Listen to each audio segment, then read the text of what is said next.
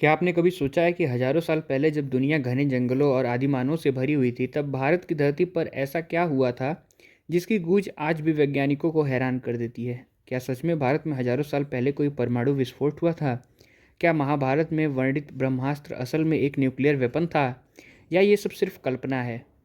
आज हम जानेंगे इस रहस्य से जुड़ी वो सारी बातें जो इतिहास की किताबों से गायब हैं और जिनका जवाब आज की विज्ञान ढूंढ रहा है। महाभारत दुनिया का सबसे बड़ा महाकाव्य है, जिसमें युद्ध, रणनीति और विज्ञान सब कुछ समाया हुआ है। लेकिन इस ग्रंथ में एक ऐसा हथियार भी वर्णित है जिसे कहते हैं ब्रह्मास्त्र। ब्रह्मास्त्र का वर्णन कुछ इस प्रकार किया गया है।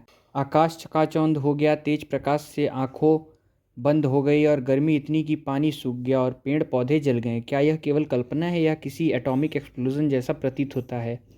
कुछ जगहों पर इसका असर कुछ ऐसे भी बताया गया है कि लोगों की खाल खुलस गई, बाल उखड़ गए, जानवर मर गए और वातावरण जहरीला हो गया।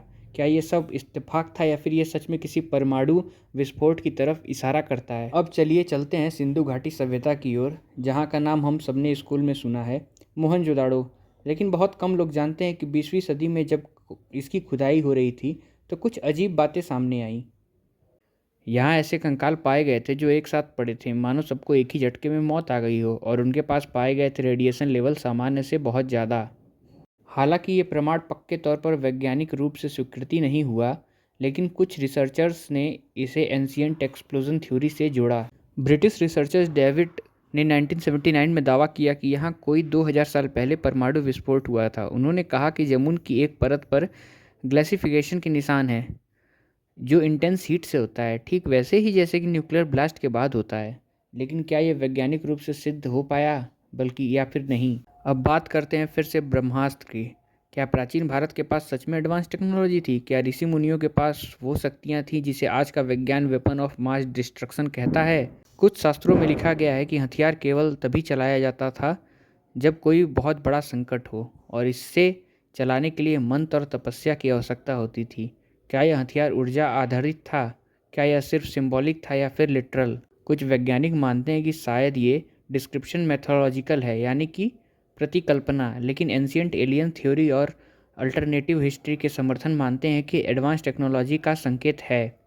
विज्ञान क्या कहता है, आइए इस पे बात करते हैं। साइंस का मानना है कि जो रेडियो एक्टिविटी है वो पूरी तरह से सफिशिएंट नहीं है, और जो कंकालों का पोस्टमार्टम किया गया था उसके अंदर कोई विस्फोट नहीं दिखता। रेडियो एक्टिविटी आइसोटोप का भी कोई खास प्रमाण नहीं दिखता। लेकिन अगर हम माइथोलॉजी की बात करें तो हथियारों का डिटेल डिस्क्रिप्शन मिलता है। प्रभाव और नुस्खे निस्कान जैसी चीज़ें आधुनिक हथियारों से बिल्कुल मैच करती हैं। इसलिए ये कहना कि भारत में हजारों साल पहले न्यूक्लियर हमला हुआ था पूरी तरह से सिद्ध नहीं हुआ है, लेकिन ये भी कह पाना ये सब केवल कल्पना है, इतना भी आसान नहीं है। तो दोस्तों, क्या महाभारत एक सच्ची घटना है? क्या ब्रह्मास्त्र वाकई कोई एडवांस एनर्जी वेपन था?